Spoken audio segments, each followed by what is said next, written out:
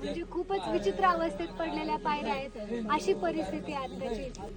शेकडो वर्षांपासून झाडकीमध्ये असलेल्या या पायऱ्यांनी आज मोकळा श्वास घेतलाय. त्याच्यामुळे आज ही संवर्धन मोहीम ही 100% यशस्वी झाली असं म्हणायला काहीच हरकत नाही. विकट वाट चढुनी जे गणकोट दाखले, खिंड खिंड लढुनी स्वराज्य साकारले, सह्याद्रीचं वैभव महाराष्ट्राला भलं, सोन्याचं दिस हे मुलखाला दावलं. नमस्कार, जय शिवराय.